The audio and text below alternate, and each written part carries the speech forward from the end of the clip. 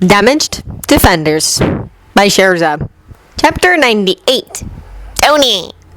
Loki was waiting for them when they got back to Asgard, giving Heimdall the sort of look that made Tony more than a little twitchy. Mostly because the look was just barely this side of homicidal. On one level, Tony really didn't blame Loki for that because Heimdall had pulled some stunts like a year a bit ago. The first of which had allowed what ultimately happened to Loki, because if Heimdall had done his job and not allowed them on Jotunheim, none of the rest would have happened. Then the idiot went and made things worse, and Heimdall had never paid the price for, disobeying his king. Either king, since the first time he'd messed up, he disobeyed Odin's orders, and the second time he'd messed up Loki's. On the other hand, that level of pissed offness was worrying. Tony knew what he had done the last time he'd felt as pissed off as Loki looked. Heck, the entire planet knew. The idea of what Loki would be capable of in that sort of mood was more than a little nervous-making. They headed for Earth less than a minute after touching down on Asgard. Tony assumed the horses they'd been riding would be brought back to the stable somehow or other. He wasn't going to be the one to delay getting back to Earth by asking. Tony put the suit on and everyone grouped themselves around Soldier. They didn't think it was going to go crazy anymore, not after the last week, but the possibility of the tower being watched and someone trying to kill him or them was still there, so it paid to be a bit paranoid. As soon as they were in position, Heimdall sent them on their way. "Welcome home, sir," Jarvis piped up the moment they landed on the roof of the tower. Tony blinked. Okay, that tone out of Jarvis? Not good. "Good to be back, Jay." That much he broadcast. On a private channel, he asked, "What's wrong, Jay?" And go ahead and download the suit recordings. Prepare a highlights reel for tomorrow morning after breakfast for everybody, but send copies of the unedited files to Agent. Tony thought for a moment. Rum enough. I don't know if her ability to read people can carry over to aliens, but it won't hurt to give her a gander. He kind of wondered what it was like for Jarvis to sync back up with or reabsorb whatever you wanted to call the portion of himself that had been running the suit. "Much has transpired in your absence, sir," Jarvis said. While he didn't acknowledge the other orders, Tony knew he was following them without bothering to check. "I shall provide a full debrief shortly." "I'll let's ready for the lab," Tony promised before letting the suit fold down. Any longer than that in the suit, and it would have drawn attention. Fortunately, the gods were with him, because Steve sort of sighed after the suit came off and slumped. "I think I'm heading for bed," Steve said, then hesitated. After some recognizable food and a bath. I mean, the stuff from the other realms was edible. A lot of it was even really good, but "You could really do with a cheeseburger about now?" Tony asked. "Yeah," Steve said, then waved to Barnes. "Come on, we could both get something to eat." Soldier followed tamely after Steve. Watching that crap made Tony twitch all over again. "What about you two?" he asked their resident aliens. "I shall visit with Jane," Thor decided. Loki cocked his head to the side for a minute, eyeing Tony. "I believe I will head for the labs as well," he said. "Unless I miss my guess, you are headed there as well. I find myself quite curious as to the cause of that explosion on Alfheim." "Oh, yeah. That." Tony had almost forgotten about that. The way you almost forget you've been shot, which is to say, not at all. He'd just been ignoring the elephant in the room for other things. "That is definitely a plan," Tony said, pointing at him. The three of them trooped to the lab level, with Thor splitting off to Jane and Eric's lab. Tony was kind of worried about Eric. The guy almost never came out of the lab or his rooms. Tony didn't know if he was having a harder time dealing with Loki being around than Clint was, if this was just normal for him, or what. "Right, Jay, Jack 7 half volume," Tony said the moment he and Loki walked into his lab. The music was less because Tony wanted to listen to it and more because it would provide a sound baffle that not even Thor would be able to hear around in addition to the soundproofing around the labs. "Rudolph, we'll get to the magic weirdness in a minute," Tony said. "Jay, give me a rundown. What's got your transistors in a knot?" There was a half-second silence that Tony knew was equal parts Jarvis sputtering at the insult and putting a report together. "Widow Belova began to attempt escape a day after everyone left, sir. and was eventually successful, though it took her a full 12 hours to overcome the security measures. And it pissed Jarvis off that he hadn't been able to keep her contained, despite having been warned that her escaping was a foregone conclusion no matter where she got stashed. Jarvis, we talked about that. You knew she was going to get free, buddy. Tony said, I was able to trace some of the names Agent Romanov gave me. Jarvis said, and wow, that was not a subtle subject change at all. Definitely pissed off. Tony did not envy Belova if Jarvis ever got his metaphorical claws into her again at some point. He was definitely his father's son when it came to taking defeat gracefully. That said, both he and Loki perked up at that news. Also, Jarvis's tone wasn't improving at all with the subject change. This was not going to be good. Tony sat down. Hit me, Jarvis. What are we looking at here? In a word, sir? Hydra. Hydra, as in Hydra? Hydra? Tony asked, as in the jerks Steve kicked in the nads back during the war. The question was as much for Loki's benefit as it was him making absolutely sure he'd heard Jarvis right. Precisely, sir. It would seem they did not shrivel and die without the leaders as most presumed. I have found evidence of Hydra moles in most governments of the world, and most corporate and military concerns of any appreciable size. Steve was going to shit a brick.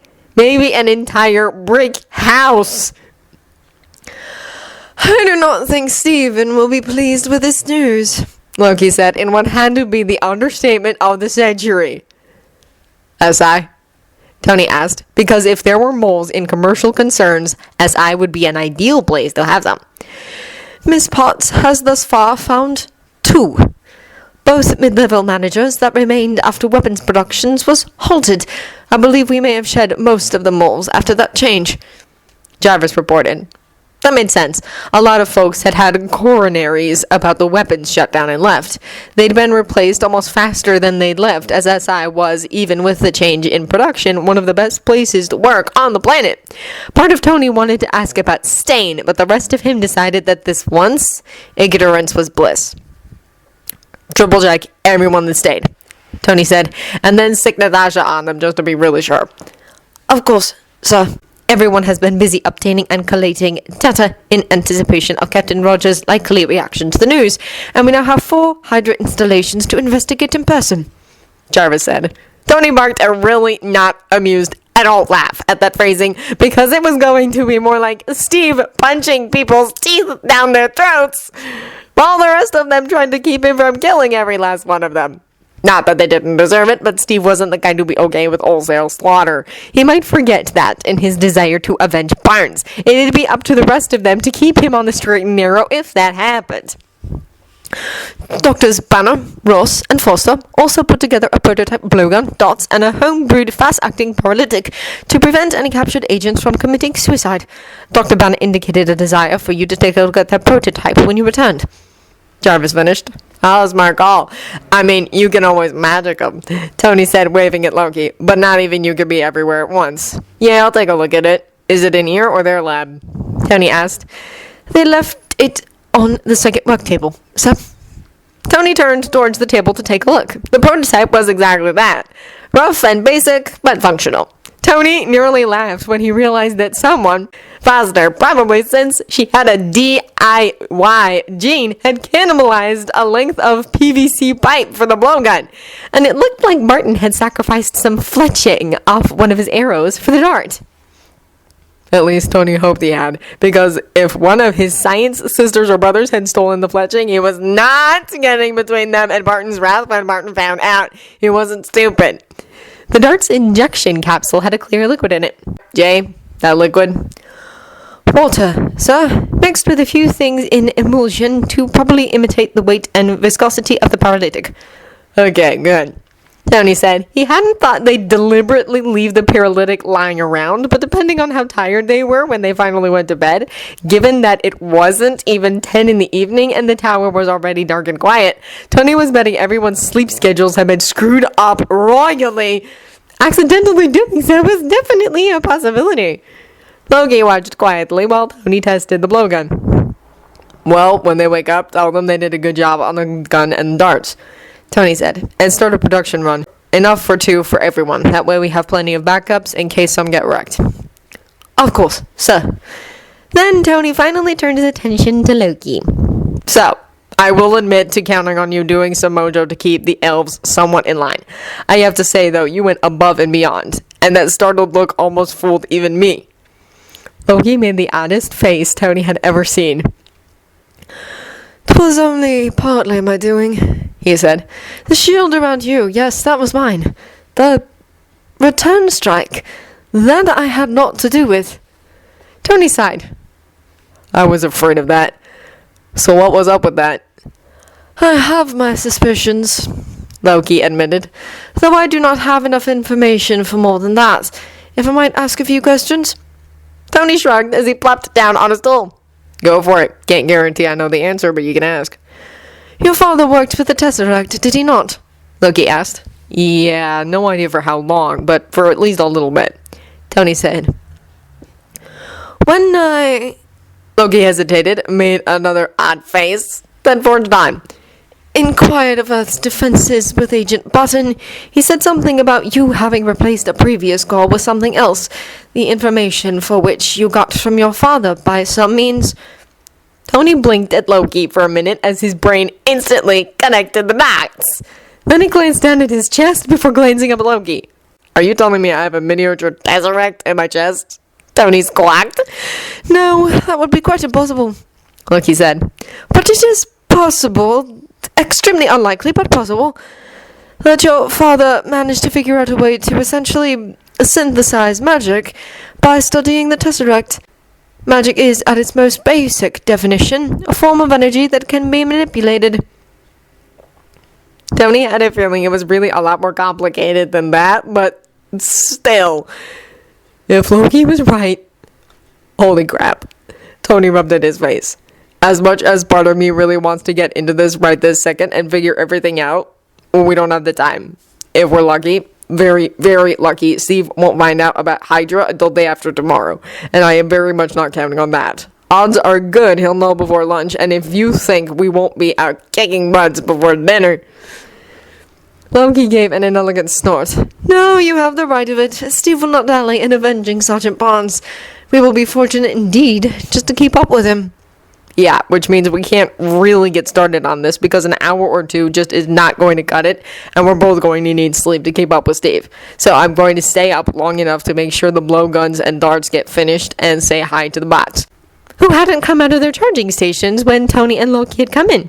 Probably at Jarvis's behest, so they could get the filling each other in portion of the night over with quickly. They get some sleep. Loki nodded. "A solid plan. And once we know just how busy we will be in the coming days, we can plan a time to investigate the matter of your arc reactor further."